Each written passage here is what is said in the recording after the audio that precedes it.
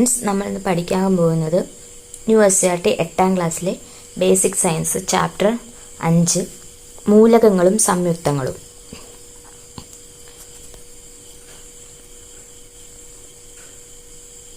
അപ്പോൾ എന്താണ് ആദ്യം തന്നെ തന്മാത്രകൾ എന്താണെന്നാണ് പറയുന്നത്.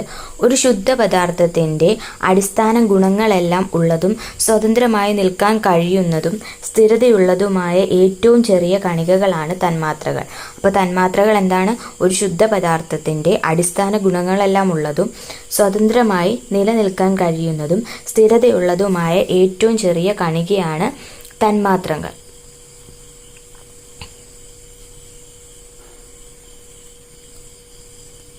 ഇവിടെ ഒരു പരീക്ഷണമാണ് കൊടുത്തേക്കുന്നത്.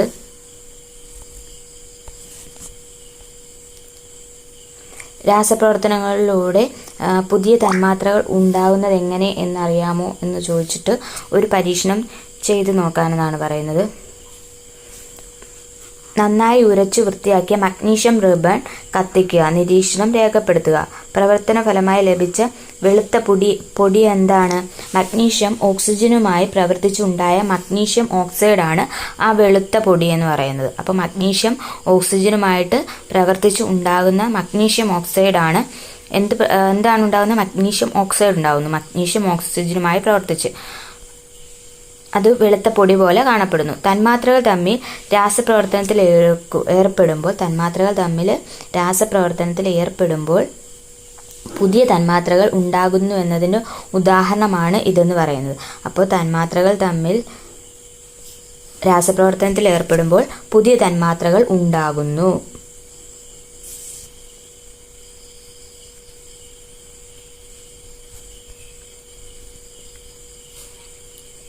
അതുപോലെ തന്മാത്രകളെ വിഘടിപ്പിച്ച് പുതിയ തന്മാത്രകൾ ഉണ്ടാക്കാൻ കഴിയുമോ? നമുക്ക് പരിശോധിക്കാം. ഈർപ്പരഹിതമായ ഒരു ബോയിലിംഗ് ട്യൂബിൽ അല്പം പഞ്ചസാര എടുക്കുക. ബോയിലിംഗ് ട്യൂബിൻ്റെ വായ്ഭാഗത്ത് ഒരു കഷ്ണം പഞ്ഞി വയ്ക്കുക. ബോയിലിംഗ് ട്യൂബിനെ ഏതാനും മിനിറ്റുകൾ ശക്തിയായി ചൂടാക്കുക. നിരീക്ഷണം എഴുതുക എന്നാണ് പറയുന്നത്. ബോയിലിംഗ് ട്യൂബിൻ്റെ വശങ്ങളിൽ കാണുന്ന പദാർത്ഥം എന്താണ്? ഒരു കറുത്ത നിറത്തിലുള്ള പദാർത്ഥം അവശേഷിക്കുന്നതായിട്ട് കാണാം. പഞ്ചസാര ചൂടാക്കിയപ്പോൾ കാർബണും ജലവും ലഭിച്ചുവല്ലോ. അപ്പം എന്തായിരിക്കും ആ കറുത്തത്? കാർബൺ ആയിരിക്കും. പിന്നെ കൂടാതെ ജലവും ലഭിക്കും. പഞ്ചസാര തന്മാത്രകളെ രാസപ്രവർത്തനത്തിലൂടെ വിഘടിപ്പിക്കാനാകുമെന്ന് ഈ പ്രവർത്തനത്തിൽ നിന്നും നമുക്ക് മനസ്സിലാക്കാൻ പറ്റും. അതാണ് ആദ്യത്തെ കൊടുത്തേക്കുന്നത് മഗ്നീഷ്യം. ഇനി മറ്റൊരു പരീക്ഷണമാണ്. ഒരു ടെക്സ്റ്റ് ട്യൂബിൽ അല്പം നേർപ്പിച്ച ഹൈഡ്രോക്ലോറിക് ആസിഡ് എടുത്ത് അതിലേക്ക് ഒരു ചെറിയ കഷ്ണം മഗ്നീഷ്യം ഇടുക എന്നാണ് പറയുന്നത്. ടെക്സ്റ്റ് ട്യൂബിൻ്റെ വായ്ഭാഗത്ത് കത്തുന്ന ഒരു ചന്ദനത്തിരി കാണിക്കുക. അപ്പോൾ എന്ത് സംഭവിക്കുന്നു?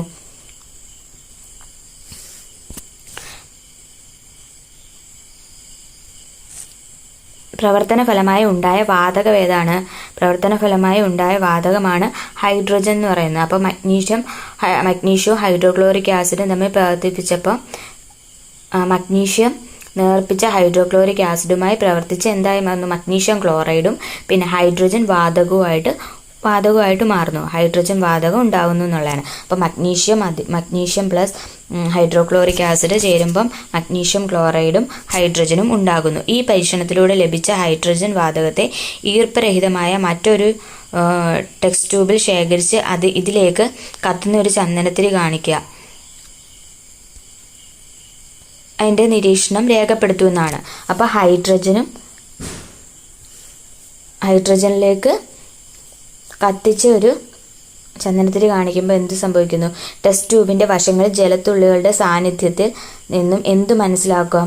ഈ പരീക്ഷണത്തിൽ ഈർപ്പരഹിതമായ ടെസ്റ്റ് ട്യൂബിൽ ശേഖരിച്ച ഹൈഡ്രജൻ ഓക്സിജനുമായി പ്രവർത്തിച്ച് ജലം ഉണ്ടാകുന്നു എന്നാണ്. അതായത് ഹൈഡ്രജനും ഓക്സിജനും കൂടെ പ്രവർത്തിക്കുമ്പോൾ എന്തുണ്ടാകുന്നു? ജലം ഉണ്ടാകുന്നു. അപ്പം ജലത്തിൻ്റെ ഘടകങ്ങൾ ഏതൊക്കെയാണ്? ഹൈഡ്രജനും ഓക്സിജനും ചേർന്നാണ് ജലം ഉണ്ടാകുന്നത്.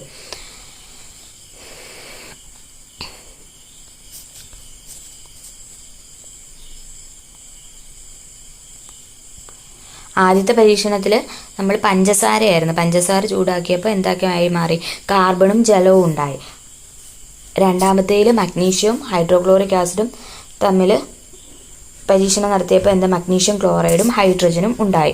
പിന്നീട് ഈ ഹൈഡ്രജനിൽ ഒരു ചന്ദനത്തിൽ കത്തിച്ച് കാണിക്കുമ്പോൾ ഹൈഡ്രജനും ഈ ഓക്സിജനും ചേർന്ന് എന്തായി മാറുന്നു, ജലമായിട്ട് മാറുന്നു. ഇനി അടുത്ത ആരാണ്, ഹെൻറി കാവൻഡിഷിനെ കുറിച്ചാണ് പറയുന്നത്. ജലം ഒന്നിലധികം ഘടകങ്ങൾ ചേർന്ന പദാർത്ഥമാണെന്ന് തെളിയിച്ചത് ആരാണ്, ഹെൻറി കാവൻഡിഷ് ആണ്. ഹൈഡ്രജൻ വാതകത്തെ ഓക്സിജനിൽ ജ്വലിപ്പിച്ച് നടത്തിയ പരീക്ഷണമായിരുന്നു ജലത്തിന്റെ ഘടകങ്ങളെക്കുറിച്ചുള്ള അറിവിലേക്ക് ശാസ്ത്രലോകത്തെ നയിച്ചത്. അപ്പോൾ ജലം ഒന്നിലധികം ഘടകങ്ങൾ ചേർന്ന പദാർത്ഥമാണെന്ന് തെളിയിച്ചത് ഹെൻറി കാവൻഡിഷ് ആണ്. ഹൈഡ്രജൻ വാതകത്തെ ഓക്സിജനിൽ ജ്വലിപ്പിച്ച് നടത്തിയ പരീക്ഷണമായിരുന്നു ജലത്തിന്റെ ഘടകങ്ങളെക്കുറിച്ചുള്ള അറിവിലേക്ക് ശാസ്ത്രലോകത്തെ നയിച്ചത്. ഇനി sir Humphry Davy, 1806 sir Humphry Davy ജലത്തിലൂടെ വൈദ്യുതി കടത്തിവിട്ടാൽ അതിനെ ഹൈഡ്രജനും ഓക്സിജനുമായി വിഘടിപ്പിക്കാം എന്ന് കണ്ടെത്തി. 1806 ജലത്തിലൂടെ വൈദ്യുതി കടത്തിവിട്ട് ഹൈഡ്രജനും ഓക്സിജനുമായി വിഘടിപ്പിക്കാമെന്ന് കണ്ടെത്തിയത് ഹംഫ്രി ഡെവിയാണ്.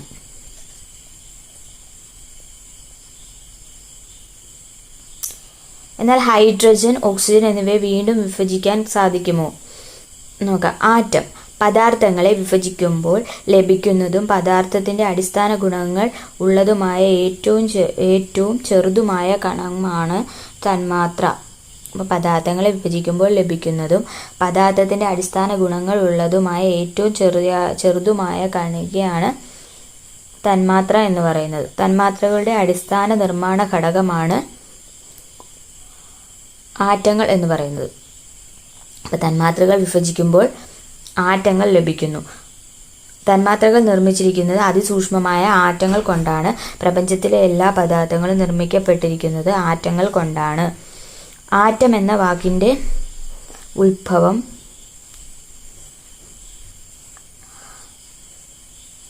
വിഭജിക്കാൻ കഴിയാത്ത എന്ന അർത്ഥമുള്ള ആറ്റമോസ് എന്ന ഗ്രീക്ക് പദത്തിൽ നിന്നാണ് ആറ്റം എന്ന വാക്കുണ്ടായത്. ആറ്റമോസ് എന്ന ഗ്രീക്ക് പദത്തിൽ നിന്നാണ് ആറ്റം എന്ന വാക്കുണ്ടായത്. അതിൻ്റെ മീനിങ് വിഭജിക്കാൻ കഴിയാത്തത്. എല്ലാ പദാർത്ഥങ്ങളും അവിഭാജ്യമായ സൂക്ഷ്മകണങ്ങളായ ആറ്റങ്ങൾ കൊണ്ട് നിർമ്മിച്ചതാണ് എന്ന സിദ്ധാന്തം ഡെമോക്രിറ്റസ് മുന്നോട്ട് വെച്ചു. എല്ലാ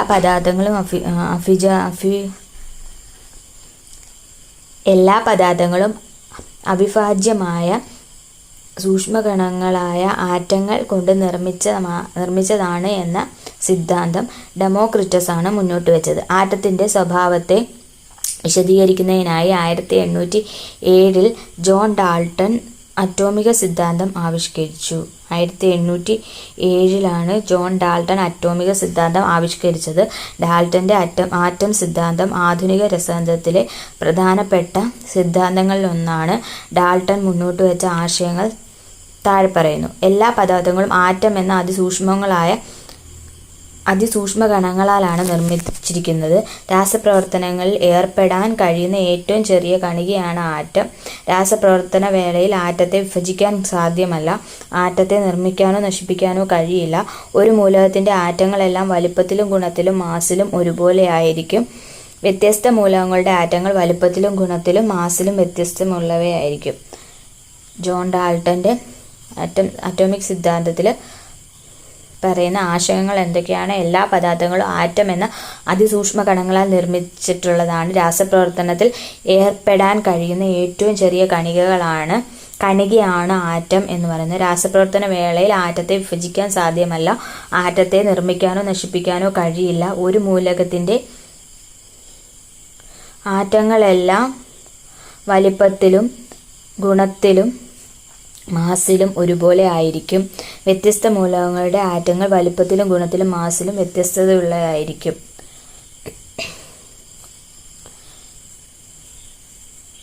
ഹൈഡ്രജന്റെ 2 ആറ്റങ്ങളും ഓക്സിജന്റെ 1 ആറ്റവും ചേർന്നതാണ് ഒരു ജലതന്മാത്ര രൂപപ്പെടുന്ന.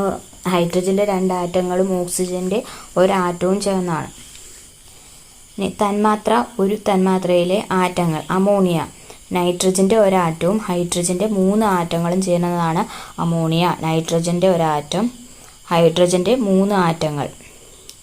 ഓക്സിജൻ ആണെങ്കിൽ ഓക്സിജൻ്റെ 2 ആറ്റങ്ങളാണ് ചേരുന്നത്.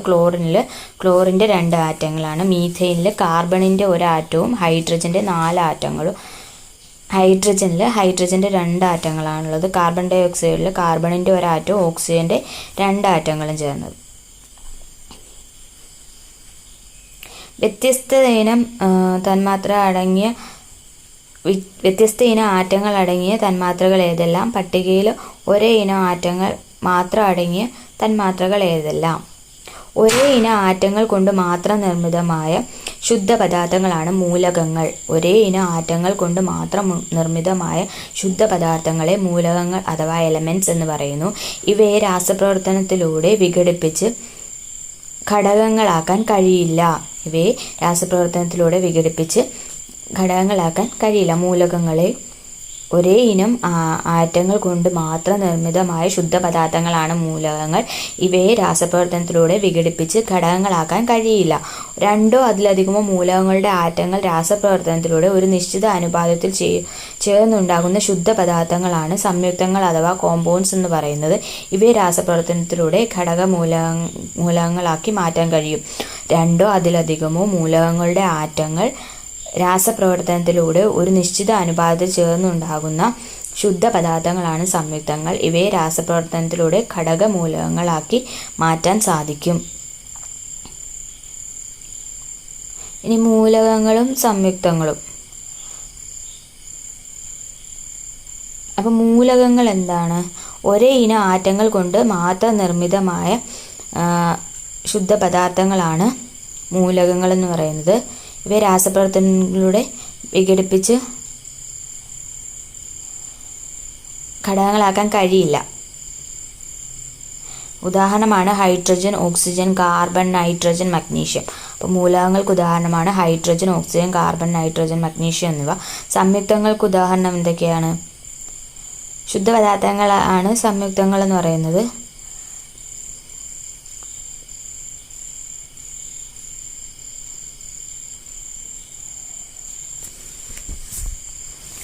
ഏതൊക്കെയാണ്? ജലം, ഹൈഡ്രജനും ഓക്സിജനും ചേർന്നത്. പിന്നെ പഞ്ചസാര, കാർബൺ, ഹൈഡ്രജൻ, ഓക്സിജൻ എന്ന് പറയുന്നത് ചേരുന്നതാണ്. ഇനി പിന്നെ സോഡിയം ക്ലോറൈഡ് വരും, സോഡിയവും ക്ലോറിനും ചേർന്നത്. അപ്പം മൂലകങ്ങൾക്ക് എക്സാമ്പിൾ ഏതൊക്കെയാണ്? Oxygen, carbon, nitrogen. സംയുക്തങ്ങൾ ജലം, കറിയുപ്പ്. ഇതിൽ കൊടുത്തേക്കുന്നതിൽ ജലം, കറിയുപ്പ്, പഞ്ചസാര, carbon dioxide, ammonia, magnesium oxide. ജലം, കറിയുപ്പ്, കാർബൺ ഡൈ ഓക്സൈഡ്, പഞ്ചസാര, അമോണിയ, മഗ്നീഷ്യം ഓക്സൈഡൊക്കെ സംയുക്തങ്ങളിൽ വരും. മൂലകങ്ങളിൽ വരുന്നതാണ് ഓക്സിജൻ, കാർബൺ, നൈട്രജൻ. അടുത്ത പ്രതീകങ്ങളാണ്. പ്രതീകങ്ങളുടെ പല പടങ്ങളും കൊടുത്തിട്ടുണ്ട്. ഒരു ആശയത്തെ ലളിതമായും വ്യക്തമായും സൂചിപ്പിക്കുന്നതിനായി ചിഹ്നങ്ങൾ ഉപയോഗിക്കുന്നു. ചിഹ്നങ്ങൾ ആശയ സംവേദനം എളുപ്പമാക്കുന്നു. ഇതുപോലെ മൂലകങ്ങളെ സൂചിപ്പിക്കുന്നതിനും ചിഹ്നങ്ങൾ ഉപയോഗിക്കാറുണ്ട്. ഇവ പ്രതീകങ്ങൾ എന്ന പേരിൽ അറിയപ്പെടുന്നു. പ്രതീകം മൂലകത്തിൻ്റെ ഒരു ആറ്റത്തെ സൂചിപ്പിക്കുന്നു. അക്ഷരങ്ങൾ ഉപയോഗിച്ച് മൂലകങ്ങളെ സൂചിപ്പിക്കുന്ന ആധുനിക പ്രതീക സമ്പ്രദായം ആവിഷ്കരിച്ചത് ബസീലിയസ് എന്ന ശാസ്ത്രജ്ഞനാണ്. അപ്പോൾ ബസീലിയസ് ആണ് പ്രതീകങ്ങൾ എന്നുള്ള കോൺസെപ്റ്റ് കൊണ്ടുവന്നത്. അക്ഷരങ്ങൾ ഉപയോഗിച്ച് മൂലകങ്ങളെ സൂചിപ്പിക്കുന്ന ആധുനിക പ്രതീക സമ്പ്രദായം ആവിഷ്കരിച്ചത് ബസീലിയസ് ആണ്. പ്രതീകങ്ങൾ വന്ന വഴി നോക്കാം. ഹൈഡ്രജൻ എന്ന മൂലകത്തെ എച്ച് എന്ന അക്ഷരം കൊണ്ടാണ് സൂചിപ്പിക്കുന്നത്. അതായത് മൂലകത്തിൻ്റെ പേരിൻ്റെ ആദ്യത്തെ അക്ഷരമാണ് ഇവിടെ പ്രതീകമായി ഉപയോഗിക്കുന്നത്. ഇംഗ്ലീഷ് പേരിൻ്റെ ആദ്യത്തെ അക്ഷരം പ്രതീകമാക്കി ഉപയോഗിക്കുന്ന മറ്റു മൂലകങ്ങളെ പട്ടികപ്പെടുത്തിയിരിക്കുന്നത് ശ്രദ്ധിക്കും. ഇപ്പം എന്തൊക്കെയാണ്? മൂലകം, ഇംഗ്ലീഷ് പേര്, പ്രതീകം. ഇപ്പം കാർബൺ ഇംഗ്ലീഷ് പേര് കാർബൺ തന്നെയാണ്, സി ആണ് പ്രതീകം. ഇപ്പം നൈട്രജൻ്റെ ഇംഗ്ലീഷ് പേര് നൈട്രജൻ എന്നാണ്, പ്രതീകം എൻ ആണ്. സൾഫറിൻ്റെ ഇംഗ്ലീഷ് പേരെന്താണ്? സൾഫർ എന്ന് തന്നെയാണ്. അതുകൊണ്ട് അതിൻ്റെ പ്രതീകം എന്താണ്? എസ് ആണ്. ഓക്സിജൻ്റെ ആണെങ്കിൽ ഓ പ്രതീകം. ഇനി ഹീലിയം എന്ന മൂലകത്തെ സൂചിപ്പിക്കുന്നതിന് HE പ്രതീകമായി ഉപയോഗിക്കുന്നു. ഇംഗ്ലീഷ് പേരിൻ്റെ ആദ്യ അക്ഷരം മാത്രമല്ല ഇവിടെ ഉപയോഗിക്കുന്നത്. എന്തായിരിക്കാം കാരണം? ഇംഗ്ലീഷ് പേരിൻ്റെ ആദ്യ അക്ഷരത്തോടൊപ്പം മറ്റൊരു അക്ഷരം കൂടി ഉപയോഗിച്ച് മൂലകങ്ങളെ സൂചിപ്പിക്കുന്നുണ്ട്. 2 അക്ഷരങ്ങൾ ഉള്ള പ്രതീകങ്ങൾ ഉപയോഗിക്കുന്നതിന് കൂടുതൽ ഉദാഹരണങ്ങൾ നോക്കൂ. അപ്പോൾ എന്തായിരിക്കും അതിന് കാരണം? ഇംഗ്ലീഷ് പേരിൻ്റെ ആദ്യ അക്ഷരം മാത്രമല്ല ഉപയോഗിക്കുക. കാരണം എന്താണ്? എച്ച് എന്ന് പറയുന്ന ഓൾറെഡി ഹൈഡ്രജന് കൊടുത്തിട്ടുണ്ട്, സൂചിപ്പിക്കാനായിട്ട് ഉപയോഗിച്ചിട്ടുണ്ട്. അതുകൊണ്ടാണ് എച്ച് ഇ എന്നും പറഞ്ഞുകൊണ്ട് 2 അക്കങ്ങളുടെ 2 അക്ഷരം കൂടി കൊടുത്തത്. അതുപോലെ വരുന്ന വേറെ എന്തൊക്കെയുണ്ട്? അലൂമിനിയം AL എന്ന് കൊടുത്തിട്ടുണ്ട്. പിന്നെ ക്ലോറിനുണ്ട്, ക്ലോറിന് CL എന്ന് കൊടുത്തു. പിന്നെ ക്യൂറിയത്തിന് CM എന്നാണ് കൊടുത്തിരിക്കുന്നത്, CM. പിന്നെ കാൽസ്യത്തിന് CA എന്നാണ് കൊടുത്തിരിക്കുന്നത്. ഇംഗ്ലീഷ് പേരിൻ്റെ ആദ്യ അക്ഷരത്തോടൊപ്പം രണ്ടാമത്തെ അക്ഷരമോ മറ്റേതെങ്കിലും പ്രധാന അക്ഷരമോ ചെറിയ അക്ഷരത്തിൽ എഴുതുന്നു. അപ്പോൾ അങ്ങനെയുള്ളതിൻ്റെ കേസിൽ വരുമ്പോൾ ഫസ്റ്റ് ലെറ്റർ മാത്രം ക്യാപിറ്റൽ ലെറ്ററിലും, സെക്കൻഡ് വരുന്നതെന്ന് വെച്ചാൽ ഒന്നെങ്കിൽ ആ രണ്ടാമത്തെ അക്ഷരമായിരിക്കും, അല്ലെങ്കിൽ അതുപോലെ തന്നെ പ്രാധാന്യമുള്ള മറ്റേതെങ്കിലും പ്രധാന അക്ഷരമായിട്ടുള്ളതിനെ ചെറുതായിട്ടായിരിക്കും കൊടുക്കുന്നത്. അതിന് എക്സാമ്പിളാണ് ചില മൂലകങ്ങൾ അവയുടെ ലാറ്റിൻ പേരിൽ നിന്നാണ് പ്രതീകങ്ങൾ സ്വീകരിച്ചിട്ടുള്ളത്. ചില മൂലകങ്ങൾക്ക് അവയുടെ ലാറ്റിൻ പേരിൽ നിന്നാണ് ലാറ്റിൻ പേരിൽ നിന്നാണ് പ്രതീകത്തിന് പേര് കൊടുത്തിട്ടുള്ളത്. അതിന് എക്സാമ്പിളാണ് സോഡിയത്തിൻ്റെ എങ്ങനെയാണ്? പ്രതീകം Na എന്നാണ് കൊടുത്തിരിക്കുന്നത്. അതെന്താണ്? അതിൻ്റെ ലാറ്റിൻ പേര് നാട്രിയം എന്നാണ് സോഡിയത്തിൻ്റെ ലാറ്റിൻ പേര്. ഇനി പൊട്ടാസ്യം ആകുമ്പോൾ കാലിയമാണ് അതിൻ്റെ ലാറ്റിൻ പേര്, അതുകൊണ്ട് K എന്ന് കൊടുത്തത്. ഇരുമ്പിന് ഫെറം എന്നാണ് ലാറ്റിൻ പേര്, ഇരുമ്പിൻ്റെ ഫെറം എന്നാണ് ലാറ്റിൻ നെയിം, അപ്പോൾ അതുകൊണ്ട് Fe എന്ന് കൊടുത്തു. ഇനി സ്വർണത്തിന് ഓറം എന്നാണ്, AURUM, ഓറം എന്നാണ് അതിൻ്റെ ലാറ്റിൻ നെയിം, അതുകൊണ്ട് AU എന്ന് കൊടുത്തു. ഇനി കോപ്പറിനാണെങ്കിൽ കുപ്രം എന്നാണ് ലാറ്റിൻ നെയിം, അതുകൊണ്ട് തന്നെ CU എന്നാണ് കൊടുത്തിരിക്കുന്നത്. ഇത്രയാണ് പറയുന്നത്. അപ്പം സോഡിയത്തിൻ്റെ പ്രതീകം എന്താണ്? Na, പൊട്ടാസ്യം K, പിന്നെ ഇരുമ്പ് Fe, പിന്നെ സ്വർണ്ണമാണെങ്കിൽ AU, കോപ്പർ ആണെങ്കിൽ CU.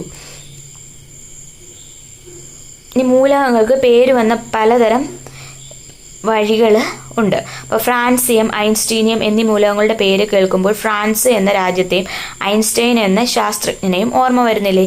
രാജ്യം, ശാസ്ത്രജ്ഞർ എന്നിവ മാത്രമല്ല നിറം, ഗ്രഹം, ഉപഗ്രഹം, പിന്നെ വൻകര തുടങ്ങിയവയുമായി ബന്ധപ്പെട്ട് മൂലകങ്ങൾക്ക് പേര് നൽകിയിട്ടുണ്ട്. അപ്പോൾ അതിനുള്ള എക്സാമ്പിളാണ് ക്രോമിയം, ഇറിഡിയം, നെപ്റ്റ്യൂണിയം.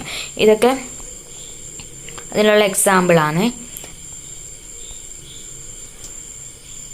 അപ്പം രാജ്യത്തിൻ്റെ പേരിൽ എന്തൊക്കെ വന്നിട്ടുണ്ട്? രാജ്യത്തിൻ്റെ പേരിലുള്ള മൂലകങ്ങളുടെ പേരെന്താ? ഫ്രാൻസിയം എന്ന് പറയുന്ന രാജ്യത്തിന് എക്സാമ്പിളാണ്. ഇനി ശാസ്ത്രജ്ഞനാണ് ഐൻസ്റ്റീനിയം. ക്രോമിയം എന്ന് പറയുന്ന ഒരു നിറമല്ലേ, നിറം, ക്രോമിയം. അപ്പോൾ ക്രോമിയം നിറത്തിൻ്റെ ബേസിൽ വന്നതാണ് പേരാണ്. ഇനി ഗ്രഹം അഥവാ നെപ്റ്റ്യൂണിയം എന്ന് പറയുന്നത് ഗ്രഹം അഥവാ ഉപഗ്രഹത്തിൽ ആ ഇതിൽ വരുന്നതാണ് നെപ്റ്റ്യൂണിയം എന്നുള്ളത്. വൻകരയുടെ പേരിൽ വന്നതാണ് എന്ത്? യൂറോപ്പിയം എന്നുള്ളത്. യൂറോപ്പ് എന്ന് പറയുന്ന വൻകരയുടെ നെപ്റ്റ്യൂൺ എന്ന് പറയുന്ന ഗ്രഹത്തെ എൻ്റെ പേരിൽ. ഇനി മറ്റുള്ള എന്നുള്ള രീതി വരുന്നതാണ് ഇറിഡിയം. അപ്പോൾ ഫ്രാൻസിയം എന്ന ഫ്രാൻസ് എന്ന രാജ്യത്തിൻ്റെ പേരിലാണ്. ഐൻസ്റ്റൈൻ എന്ന് പറയുന്ന ശാസ്ത്രജ്ഞൻ്റെ പേരിൽ. അതിൻ്റെ പ്രതീകം ES. നെപ്റ്റ്യൂൺ എന്ന് പറയുന്ന ഗ്രഹത്തിൻ്റെ പേരിലാണ്. ഇനി NB എന്നാണ് അതിൻ്റെ പ്രതീകം. ഇൻഡിഗോ എന്ന് പറയുന്ന നിറത്തിൻ്റെ ബേസിൽ വന്നതാണ്. IN എന്നാണ് അതിൻ്റെ പ്രതീകം. ടൈറ്റാൻ എന്ന് പറയുന്ന ഉപഗ്രഹത്തിൽ നിന്നാണ്. TI ആണ് അതിൻ്റെ പ്രതീകം എന്ന് പറയുന്നത്. ഇനി യൂറോപ്പ് എന്ന് പറയുന്ന വൻകരയാണ്. EU ആണ് അതിൻ്റെ പ്രതീകം. ടെലൂറിയം എന്ന് പറയുന്ന ഭൂമിയുടെ നാമത്തെയാണ് ടെലൂറിയം എന്ന് പറയുന്നത്. അപ്പോൾ TE എന്നാണ് അതിൻ്റെ പ്രതീകം. കാലിഫോർണിയ എന്ന് പറയുന്നത് കാലിഫോർണിയ യൂണിവേഴ്സിറ്റി ബേസിൽ വന്നതാണ്. CF എന്നാണ് അതിൻ്റെ പ്രതീകം എന്ന് പറയുന്നത്. ഇനി അടുത്ത മൂലകങ്ങളുടെ വർഗീകരണം എന്ന് പറഞ്ഞുകൊണ്ട് കൊടുത്തിട്ടുണ്ട്. അതിന് മുമ്പ് തന്നെ ആവർത്തന പട്ടികയെക്കുറിച്ചിട്ട് പറയാം. ഓരോ മൂലകങ്ങളെയും അവയുടെ സംയുക്തങ്ങളെയും കുറിച്ച് പ്രത്യേകമായി പഠിക്കുന്നത് പ്രയാസമാണ്. സമാന ഗുണമുള്ള മൂലകങ്ങളെ വർഗീകരിച്ച് ക്രമപ്പെടുത്തിയാൽ പഠനം എളുപ്പമാകും, അല്ലേ? ഇത്തരത്തിൽ മൂലകങ്ങളെയെല്ലാം വർഗീകരിച്ച് ക്രമപ്പെടുത്തിയ പട്ടികയാണ് ആവർത്തന പട്ടിക എന്ന് പറയുന്നത്. ഇതുവരെ 118 മൂലകങ്ങളാണ് കണ്ടെത്തിയിട്ടുള്ളത്. അപ്പോൾ 118 മൂലകങ്ങളാണ് ഇതുവരെ കണ്ടെത്തിയിട്ടുള്ളത്. ഇവയിൽ പ്രകൃതിദത്തവും മനുഷ്യനിർമ്മിതവുമായ മൂലകങ്ങളുണ്ട്. ഇനി ആവർത്തന പട്ടികയുടെ പിക്ചർ കൊടുത്തിട്ടുണ്ട്.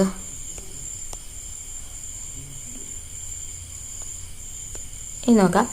അന്റോണിയോ ലാവോസിയർ മൂലക വർഗീകരണത്തിനുള്ള ആദ്യകാല ശ്രമങ്ങൾ നടത്തിയവരിൽ ഒരാളാണ് ലാവോസിയ എന്ന് പറയുന്നത്. അദ്ദേഹം അന്ന് അറിയപ്പെട്ടിരുന്ന മൂലകങ്ങളെ ലോഹങ്ങൾ, അലോഹങ്ങൾ എന്നിങ്ങനെ വർഗീകരിച്ചു. അപ്പോൾ മൂലക വർഗീകരണത്തിനുള്ള ആദ്യകാല ശ്രമങ്ങൾ നടത്തിയത് ആരാണ്? ലാവോസിയർ ആണ്. ഇനി ഡോബറൈനർ നോക്കുക. ഡോബറൈനർ മൂലകങ്ങളെ സമാന ഗുണങ്ങളുള്ള 3 എണ്ണം വീതമുള്ള ഗ്രൂപ്പുകളാക്കി തിരിച്ചു. ഈ ഗ്രൂപ്പുകൾ ത്രികങ്ങൾ എന്നാണ്, അഥവാ ട്രയഡ്സ് എന്ന പേരിൽ അറിയപ്പെട്ടു. ത്രികങ്ങളിൽ മധ്യത്തിലുള്ള മൂലകത്തിന്റെ അറ്റോമിക മാസ് മറ്റ് 2 മൂലകങ്ങളുടെ അറ്റോമിക മാസിന്റെ ഏകദേശ ശരാശരിയാണെന്ന് ഇദ്ദേഹം സ്ഥാപിച്ചു. എന്നാൽ ഏതാനും മൂലകങ്ങളെ മാത്രമാണ് ഈ രീതിയിൽ വർഗീകരിക്കാൻ കഴിഞ്ഞത്. അപ്പം മൂലകം അറ്റോമിക മാസ്. ലിഥിയത്തിന്റെ അറ്റോമിക മാസ് എത്രയാണ്? 7. അത് സോഡിയത്തിന്റെ അറ്റോമിക മാസ് 23. അടുത്ത പൊട്ടാസ്യത്തിന്റെ ആണെങ്കിൽ 39. അടുത്തത് കാൽസ്യത്തിന്റെ ആകുമ്പോൾ 40 അറ്റോമിക മാസ്. അടുത്ത് സ്ട്രോൺഷ്യത്തിന്റെ അറ്റോമിക മാസ് 87.6 87.6. അടുത്ത ബേരിയത്തിന്റെ എത്രയാണ്? 137.3 137.3 ബേരിയത്തിന്റെ അറ്റോമിക മാസ് എന്ന് പറയുന്നത്. അടുത്ത ക്ലോറിന്റെ 35.5. അടുത്ത ബ്രോമിന്റെ ആണെങ്കിൽ 80. അയഡിൻ ആണെങ്കിൽ 127. അയഡിൻ 127. ബ്രോമിനാണെങ്കിൽ 80. ക്ലോറിനാണെങ്കിൽ 35.5. ബേരിയ ആണെങ്കിൽ 137.3 137.3. അത് സ്ട്രോൺഷ്യം ആണെങ്കിൽ 87.6. കാൽഷ്യം ആണെങ്കിൽ 40. അതെല്ലാം ഒന്ന് നോക്കിയേക്കണേ. മൂലകങ്ങളെ അറ്റോമിക മാസിന്റെ ആരോഹണ ക്രമത്തിൽ വിന്യസിക്കുമ്പോൾ എട്ടാമത് വരുന്ന ഓരോ മൂലകവും ഗുണങ്ങളിൽ ആദ്യത്തേതിന്റെ ആവർത്തനമാണെന്ന് ന്യൂലാൻഡ്സ് കണ്ടെത്തി. ന്യൂലാൻഡ്സ് അങ്ങനെ എന്തുവാണ് പറഞ്ഞ? മൂലകങ്ങളെ അറ്റോമിക മാസിന്റെ ആരോഹണ ക്രമത്തിൽ വിന്യസിക്കുമ്പോൾ എട്ടാമത് വരുന്ന ഓരോ മൂലകവും ഗുണങ്ങളിൽ ആദ്യത്തേതിന്റെ ആവർത്തനമാണെന്ന് ന്യൂലാൻഡ്സ് കണ്ടെത്തി. ഇതിനെ സംഗീതത്തിന്റെ സപ്തസ്വരങ്ങളുമായി അദ്ദേഹം താരതമ്യം ചെയ്തു. ഈ വർഗീകരണം അഷ്ടക നിയമം അഥവാ ലോ ഓഫ് ഒക്ടേവ്സ് എന്ന് അറിയപ്പെടുന്നു. അപ്പം അഷ്ടക നിയമം ആരുടെ സംഭാവനയാണ്? ന്യൂലാൻഡ്സിൻ്റെയാണ്. കൂടുതൽ മൂലകങ്ങൾ കണ്ടെത്തിയതോടെ എല്ലാ മൂലകങ്ങളെയും ഇത്തരത്തിൽ ക്രമീകരിക്കാനാവില്ല എന്ന് മനസ്സിലായി.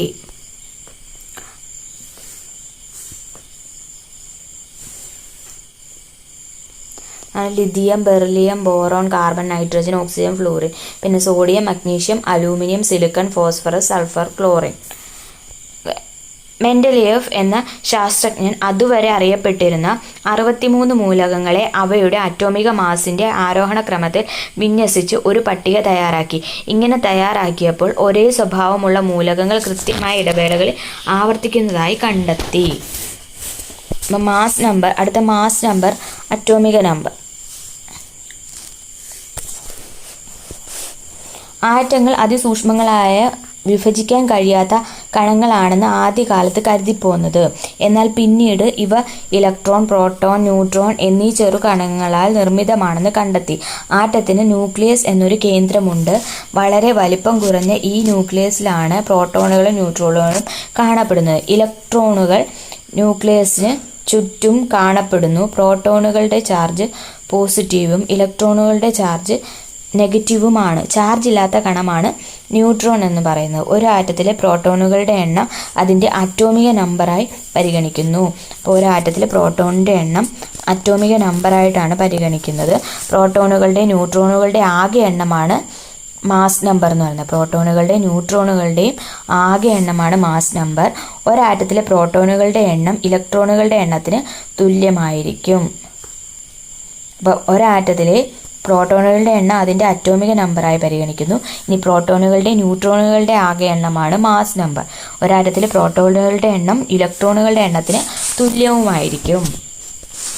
അപ്പോൾ ഇലക്ട്രോണിൻ്റെ ചാർജ് നെഗറ്റീവായിരിക്കും, പ്രോട്ടോണിൻ്റെ ചാർജ് പോസിറ്റീവായിരിക്കും, ന്യൂട്രോണിന് ചാർജില്ല. മെൻഡലീഫിൻ്റെ ആവർത്തന പട്ടിക പീരിയോഡിക് ലോ ആണ്. ആവർത്തന നിയമം, മെൻഡലീഫിൻ്റെ ആവർത്തന നിയമം അഥവാ പീരിയോഡിക് ലോ. മൂലകങ്ങളുടെ രാസഭൗതിക ഗുണങ്ങൾ അവയുടെ ആറ്റോമിക മാസിൻ്റെ ആവർത്തന ഫലങ്ങളാണ്. മെൻഡലീഫിൻ്റെ ആവർത്തന പട്ടികയാണ് ചിത്രത്തിൽ കൊടുത്തിരിക്കുന്നത്. പട്ടികയിലെ വിലങ്ങനെയുള്ള നിരകളെ പിരീഡുകൾ എന്നും കുത്തനെയുള്ള വരികളെ ഗ്രൂപ്പുകൾ എന്നും വിളിക്കാം. ഗ്രൂപ്പുകളിലെ മൂലകങ്ങൾ രാസ സ്വഭാവങ്ങളിൽ സമാനത പ്രകടിപ്പിക്കുന്നു.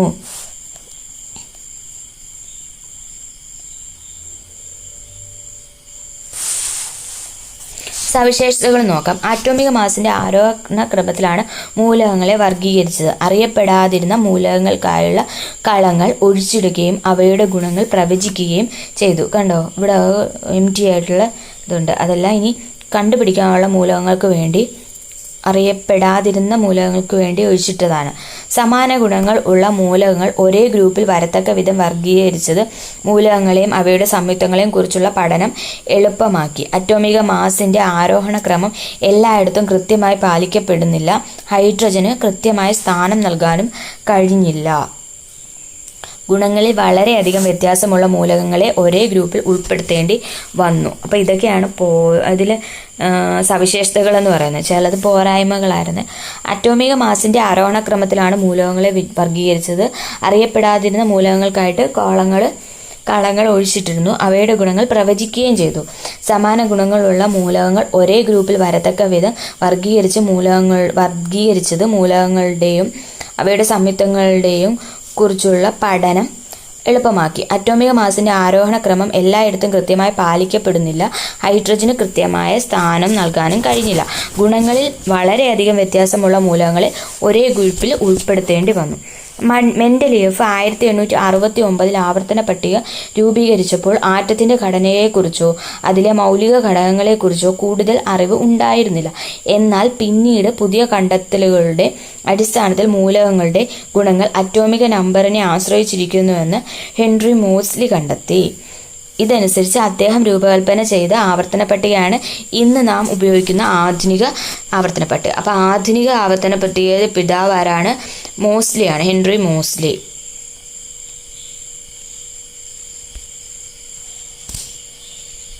മെൻഡലീഫ് 1869 ആവർത്തന പട്ടിക രൂപീകരിച്ചത്.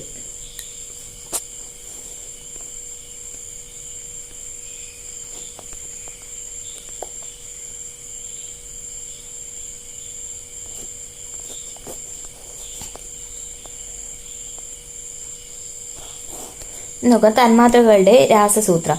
മൂലകങ്ങളെ എളുപ്പത്തിൽ മനസ്സിലാക്കാൻ പ്രതീകങ്ങൾ ഉപയോഗിക്കുന്നു. N എന്നത് നൈട്രജനെയും നൈട്രജന്റെ ഒരു ആറ്റത്തെയും സൂചിപ്പിക്കുന്നു. ക്യാപിറ്റൽ N ആണ്. ഇനി 2N N2 2N N2 2 താഴെയാണ് കൊടുത്തേക്കുന്നത്. അത് ഇവ തമ്മിൽ എന്താണ് വ്യത്യാസം? അപ്പോൾ 2N എന്ന് പറയുന്നത് 2 സ്വതന്ത്ര നൈട്രജൻ ആറ്റങ്ങളെയാണ് സൂചിപ്പിക്കുന്നത്. അടുത്ത N2 എന്നതോ? N2 എന്നത് 2 ആറ്റങ്ങൾ ചേർന്നുണ്ടായ ഒരു നൈട്രജൻ തന്മാത്രയാണ് സൂചിപ്പിക്കുന്നത്. 2 ആറ്റങ്ങൾ ചേർന്നുണ്ടായ നൈട്രജൻ തന്മാത്രയെ സൂചിപ്പിക്കുന്നതാണ് N2. അടുത്തത് 2N2 ആണെങ്കിൽ 2 നൈട്രജൻ തന്മാത്രകളെ സൂചിപ്പിക്കുന്നു. 2N2-ൽ അടങ്ങിയിരിക്കുന്ന ആകെ ആറ്റങ്ങളുടെ എണ്ണം എത്രയായിരിക്കും? 4 നൈട്രജൻ ആറ്റങ്ങളാണ് അടങ്ങിയിട്ടുള്ളത്. 4.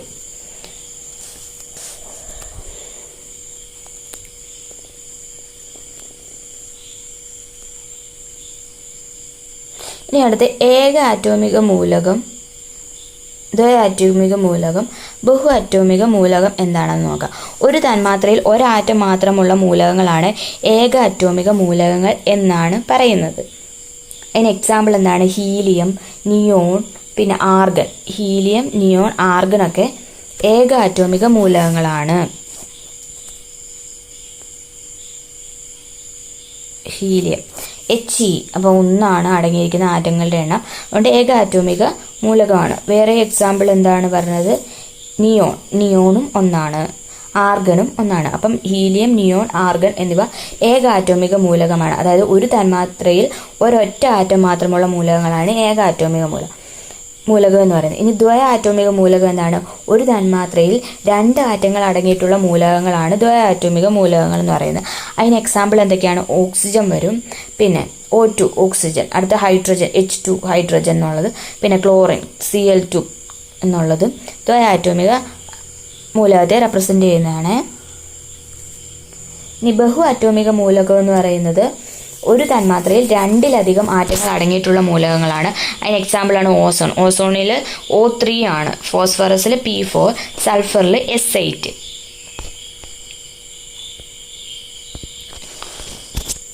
അതാണ് ഇത് ഫില്ല് ചെയ്യാനാണ് അത് വെച്ചിട്ട്.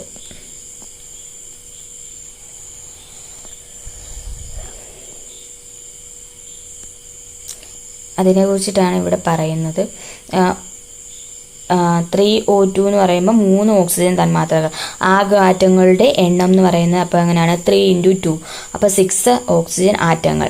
അതുകൊണ്ട് തന്നെ ക്ലോറിൻ്റെയും 5Cl2 എന്ന് പറയുമ്പം 5 ക്ലോറിൻ തന്മാത്രകൾ. ആകെ ആറ്റങ്ങളുടെ എണ്ണം എത്രയാണ്? 5 × 2, അപ്പോൾ 10 ക്ലോറിൻ ആറ്റങ്ങൾ. അതാണ് ആകെ ആറ്റങ്ങളുടെ എണ്ണവും ഇവിടെ കൊടുത്തിട്ടുണ്ട്. അപ്പോൾ ഹീലിയം, ഈ പട്ടിക അനുസരിച്ച് ഹീലിയം എന്ന് പറയുന്നത് ഏക ആറ്റോമിക മൂലകമാണ്. അതിലടങ്ങിയിരിക്കുന്ന ആറ്റത്തിൻ്റെ എണ്ണം 1. അടുത്ത O3 എന്താണ്?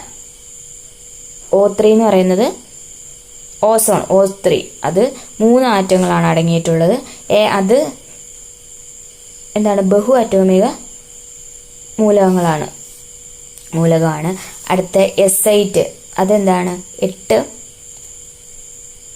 S8 അഥവാ സൾഫർ. സൾഫറിൽ 8 ആറ്റങ്ങളാണ് അടങ്ങിയിരിക്കുന്നത്. അതും ബഹു ആറ്റോമിക മൂലകങ്ങളാണ്. ബാക്കിയൊക്കെ ഫില്ല് ചെയ്താൽ മതി, കാണുമ്പോൾ അറിയാൻ പറ്റും.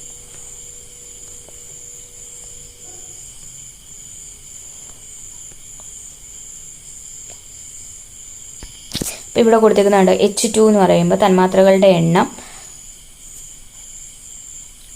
1 അപ്പോൾ 1 × 2, അപ്പോൾ 2 ആറ്റങ്ങളാണുള്ളത്. പിന്നെ 5O2 എന്ന് പറയുമ്പോൾ 5 തന്മാത്രകളാണുള്ളത്. 5O2, അപ്പോൾ 5 × 2 10.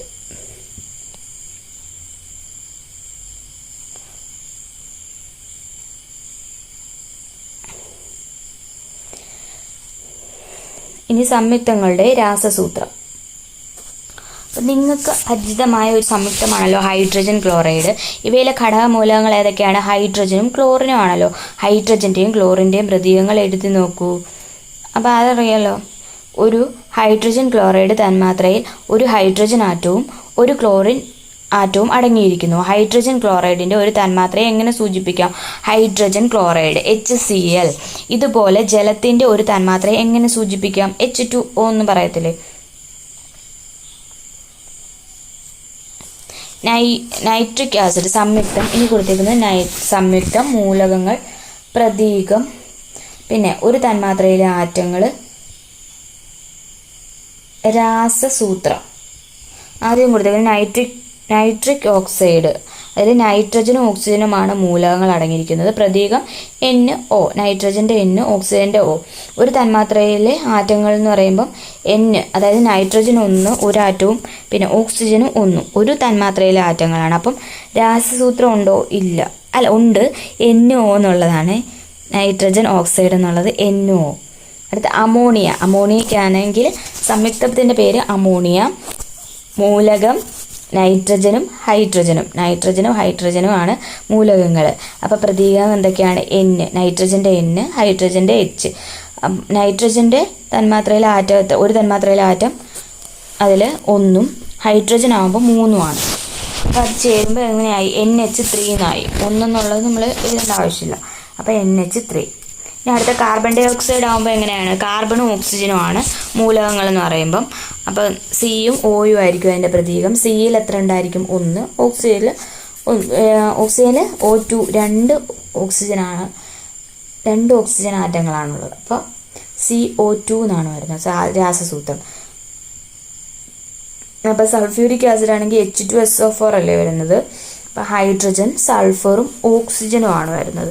അപ്പോൾ HSO എന്നൊക്കെയാണ് പ്രതീകങ്ങൾ. ഹൈഡ്രജൻ്റെ H, സൾഫറിൻ്റെ S, ഓക്സിജൻ്റെ O.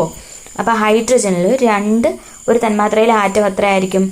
2 ആയിരിക്കും. സൾഫറിൻ്റെ 1, ഓക്സിജൻ്റെ 4. അപ്പോൾ H2SO4. അടുത്ത കാർബൺ ടെട്രാക്ലോറൈഡ്. കാർബണും ക്ലോറിനുമാണ് മൂലകങ്ങൾ എന്ന് പറയുന്നത്. പ്രതീകം സിയും Cl-ഉം. Cl എത്ര ഉണ്ട്? 1, ഒരു ആറ്റമാണുള്ളത്. ക്ലോറിനിലാണെങ്കിൽ 4. അപ്പോൾ CCl4 എന്നുള്ള കാര്യം. ഒരു സംയുക്തത്തിൽ അടങ്ങിയ മൂലക ആറ്റങ്ങളുടെ എണ്ണങ്ങൾ തമ്മിൽ ഒരു നിശ്ചിത അനുപാതം ഉണ്ടായിരിക്കും. ഒരു സംയുക്തത്തിൽ അടങ്ങിയ മൂലകങ്ങളെയും അവയുടെ ആറ്റങ്ങളുടെ എണ്ണത്തെയും സൂചിപ്പിക്കുന്നതാണ് രാസസൂത്രം എന്ന് പറയുന്നത്. ഒരു സംയുക്തത്തിൽ അടങ്ങിയിരിക്കുന്ന മൂലകങ്ങളെയും അവയുടെ ആറ്റങ്ങളുടെ എണ്ണത്തെയും സൂചിപ്പിക്കുന്നതാണ് രാസസൂത്രം. ഒരു സംയുക്തത്തിൽ അടങ്ങിയ മൂലകങ്ങളുടെ എണ്ണം രാസസൂത്രത്തിൽ നിന്നും നിർണ്ണയിക്കാം. അപ്പോൾ 3CO2ൽ അടങ്ങിയിരിക്കുന്ന തന്മാത്രകളുടെയും ആകെ ആറ്റങ്ങളുടെയും എണ്ണം കണ്ടെത്തുക. തന്മാത്രകളുടെ എണ്ണം എത്രയായിരിക്കും? 3 ആണ്. ആറ്റങ്ങളാണെങ്കിൽ അതായത് കാർബണിൽ 3 × 1 3 ആറ്റങ്ങളായിരിക്കും. ഓക്സിജനിലാണെങ്കിൽ 3 × 2 6 ആറ്റങ്ങൾ. അപ്പോൾ ആകെ എത്ര ആറ്റമുണ്ട്? 6 × 3 9. ഇതുപോലെ ഏതൊരു സംയുക്തത്തിൻ്റെയും തന്മാത്രകളിൽ അടങ്ങിയിരിക്കുന്ന ആകെ ആറ്റങ്ങളുടെ എണ്ണം കണ്ടെത്താമോ എന്നാണ് പറയുന്നത്. ഇവിടെ എക്സാമ്പിൾ കൊടുത്തിട്ടുണ്ട് 2HCl. അപ്പോൾ തന്മാത്രകളുടെ എണ്ണം എത്രയാണ്? 2. അതിനകത്ത് ഹൈഡ്രജനിൽ 2 × 1, അപ്പോൾ 2. ക്ലോറിനിലാണെങ്കിൽ 2 × 1 2. അപ്പോൾ 2 2 4. അതുകൊണ്ട് തന്നെ 2SO4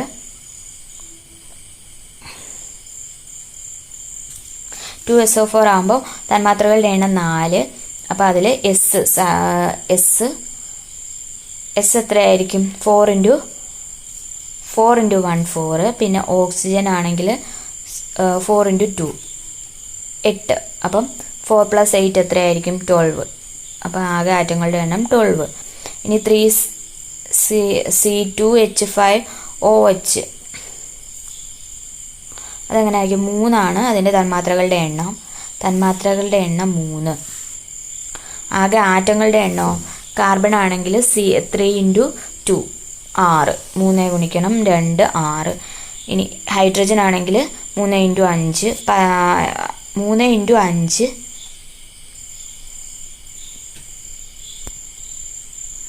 3 × 5. പിന്നെ ഇവിടെ OH എന്ന് കൊടുത്തിട്ടില്ലേ, അതിനകത്ത് ഒരു ഒന്നുകൂടെ ഉണ്ട്, H അതിലും വരുന്നുണ്ട്. അപ്പം അങ്ങനെ 5 1 6. അങ്ങനെ ടോട്ടൽ 3 × 6. അപ്പോൾ 6 3 18. അടുത്ത ഓക്സിജൻ ആണെങ്കിൽ 3 × 1 3. ഇതെല്ലാം കൂടി ടോട്ടൽ കൂട്ടുമ്പോൾ എത്രയാവും? 6 + 18 + 3 എത്രയാവും? 27 ആണ്. അടുത്ത 2C6H12O6.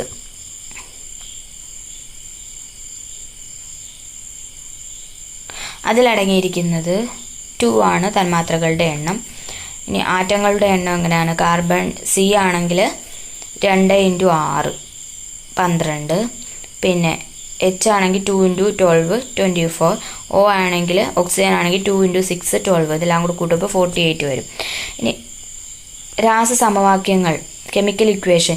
കാർബൺ ഓക്സിജനുമായി സംയോജിച്ച് കാർബൺ ഡൈ ഓക്സൈഡ് ഉണ്ടാവുന്നു. ഈ പ്രവർത്തനത്തിലെ അഭികാരങ്ങൾ ആരൊക്കെയാണ്? ഉൽപ്പന്നങ്ങളോ അഭികാരങ്ങളെ രാസസൂത്രം ഉപയോഗിച്ച് എങ്ങനെ എഴുതാം? ഉൽപ്പന്നങ്ങളെയോ? ഈ രാസപ്രവർത്തനത്തെ C+O2 എന്തായി മാറുന്നു? കാർബൺ ഡൈ ഓക്സൈഡ് CO2 ആയിട്ട്. അങ്ങനെയാണ് അതിൻ്റെ രാസസമവാക്യം വരുന്നത്. ഒരു രാസപ്രവർത്തനത്തിലെ മാറ്റങ്ങളെ ഒറ്റ നോട്ടത്തിൽ മനസ്സിലാക്കാവുന്ന വിധത്തിൽ സൂചിപ്പിക്കുന്ന രീതിയാണ് രാസസൂത്രം അഥവാ രാസസമവാക്യം. ഇതിൽ അഭികാരങ്ങളെയും ഉൽപ്പന്നങ്ങളെയും സൂചിപ്പിക്കുന്നതിനായി അവയുടെ പ്രതീകങ്ങൾ അഥവാ രാസസൂത്രങ്ങൾ ഉപയോഗിക്കുന്നു. കാൽസ്യം കാർബണേറ്റ് CaCO3 വിഘടിപ്പിച്ച് കാൽസ്യം ഓക്സൈഡും CaO കാർബൺ ഡൈ ഓക്സൈഡും CO2 ആയി മാറുന്നു. ഈ രാസപ്രവർത്തനത്തെ എങ്ങനെ സൂചിപ്പിക്കാം?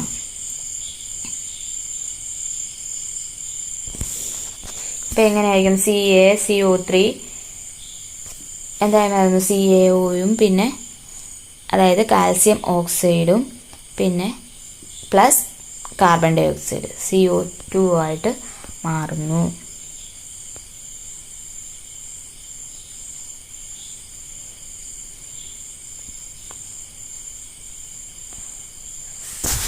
അപ്പം ഇതിൽ ആദ്യത്തെ അഭികാരങ്ങൾ ഏതൊക്കെയാണ്? സിയും കാർബണും ഓക്സിജനും. ഉൽപ്പന്നമാണ് കാർബൺ ഡൈ ഓക്സൈഡ്. ആദ്യത്തേതിൽ കാർബണും ഓക്സിജനുമായിട്ട് സംയോജിച്ച് കാർബൺ ഡൈ ഓക്സൈഡ് ഉണ്ടാകുന്നതിൽ.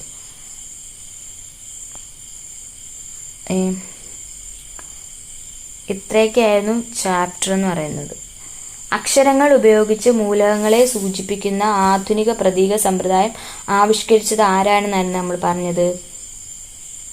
ബസീലിയസ് ആണ്. ബസീലിയസ് അങ്ങനെ കുറച്ചുണ്ടായിരുന്നു. ആധുനിക ആവർത്തന പട്ടികയുടെ പിതാവ് ആരാണ്? Henry Moseley. മെൻഡലീഫിൻ്റെ പ്രത്യേകത എന്താണ് പറഞ്ഞത്? മെൻഡലീഫ് എന്ന ശാസ്ത്രജ്ഞനാണ് 63 മൂലകങ്ങളെ അവയുടെ അറ്റോമിക മാസിൻ്റെ ആരോഹണ ക്രമത്തിലാണ് വിന്യസിപ്പിച്ചത്. ആറ്റോമിക മാസിൻ്റെ ആരോഹണ ക്രമത്തിൽ വിന്യസിപ്പിച്ച ആരാണ്? മെൻഡലീഫ് ആണ്. അപ്പം അദ്ദേഹത്തിൻ്റെ അദ്ദേഹത്തിൻ്റെ പീരിയോഡിക് ടേബിളിൻ്റെ പ്രത്യേകതയൊക്കെ പറഞ്ഞാൽ അതിന് വന്ന തെറ്റുകൾ എന്തൊക്കെയാണോ എന്നൊക്കെ പറഞ്ഞിട്ടുണ്ടായിരുന്നു.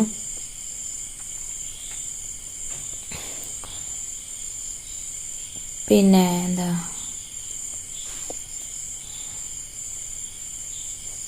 ഡോബറൈനറിൻ്റെ പ്രത്യേകത എന്താണ്? 3 എണ്ണം വീതമുള്ള ഗ്രൂപ്പുകളാക്കി സമാന ഗുണങ്ങളുള്ളവയെ മൂലകങ്ങളെ എന്താണ് 3 എണ്ണം വീതമുള്ള ഗ്രൂപ്പുകളാക്കി തിരിച്ചു. ഈ ഗ്രൂപ്പുകളെ എന്ത് പറഞ്ഞു? ട്രയാഡ്സ് അഥവാ ത്രികങ്ങൾ എന്ന് പേരിലിട്ട് വിളിച്ചു. ത്രികങ്ങളിലെ മധ്യത്തിലുള്ള മൂലകത്തിൻ്റെ അറ്റോമിക മാസ് മറ്റ് 2 മൂലകങ്ങളുടെ അറ്റോമിക മാസിൻ്റെ ഏകദേശം ശരാശരിയാണെന്നും അദ്ദേഹം സ്ഥാപിച്ചു എന്നുള്ളതാണ്. ഇനി അടുത്ത ലാവോസി എന്താണ്? മൂലക വർഗീകരണത്തിൻ്റെ ആദ്യകാല ശ്രമങ്ങൾ നടത്തിയത് ആരാണ്? ലാവോസിയാണ്. അദ്ദേഹം അന്ന് അറിയപ്പെട്ടിരുന്ന മൂലകങ്ങളെ ലോഹങ്ങൾ അലോഹങ്ങൾ എന്നിങ്ങനെ വർഗീകരിച്ചു. അപ്പോൾ ലോഹങ്ങൾ അലോഹങ്ങൾ എന്നിങ്ങനെ മൂലകങ്ങളെ വർഗീകരിച്ചത് ആരായിരുന്നു? ലാവോസിയർ ആയിരുന്നു. ഡോബറൈനർ എന്തായിരുന്നു? ത്രികങ്ങളായിരുന്നു. മെൻഡലീഫ്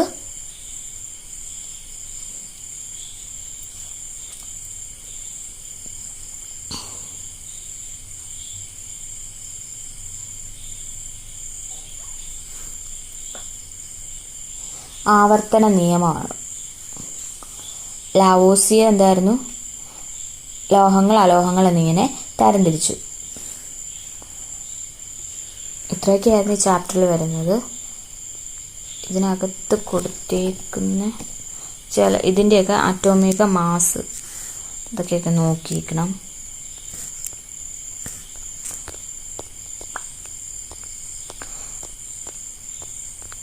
പിന്നെ ഏക ആറ്റോമിക തന്മാത്രകൾ, ആറ്റോമിക തന്മാത്രകൾ, അതിൻ്റെയൊക്കെ എക്സാമ്പിൾസ് ഒക്കെ നോക്കി വെച്ചേക്കണം.